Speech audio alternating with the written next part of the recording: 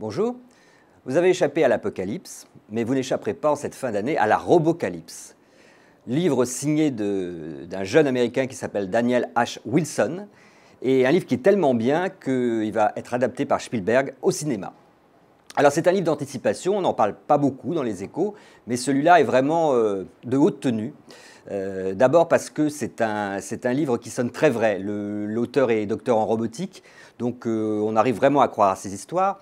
Ensuite, partant d'un point de départ assez convenu finalement, l'histoire des machines qui se révoltent contre les hommes, il y a une forme qui est très intéressante dans le livre. D'abord, ça commence au premier chapitre. On sait en fait que les hommes ont gagné la guerre contre les robots. Après avoir été mis sous le joug des robots, ils l'ont gagné et que ça a été très difficile.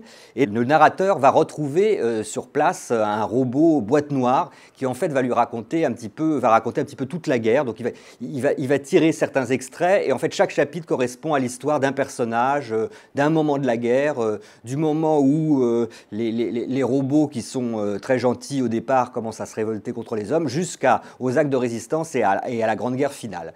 Alors c'est totalement effrayant, il y a des voitures qui perdent le contrôle, qui écrasent tout le monde, le robot intelligence artificielle qui manage tout ça arrive à créer des petites bêtes qui sont absolument atroces, qui explosent dans les pieds des gens, ou alors des gros monstres, et puis il met en esclavage la plupart des hommes pour ensuite les transformer en mutants. C'est atroce, mais ça se lit vraiment, c'est totalement haletant. C'est assez intelligent parce qu'on voit bien qu'il y a une réflexion sur la violence, sur comment résister, est-ce qu'il faut être une machine pour faire la guerre. Et il y a même certaines machines qui, en revanche, à l'envers, décident de collaborer finalement avec les hommes pour que l'humanité gagne à la fin. Donc un roman assez extraordinaire, je pense que si vous le commencez dès maintenant, vous l'aurez fini avant le 31 décembre parce que ça se lit en une nuit. Robocalypse, donc de Daniel H. Wilson.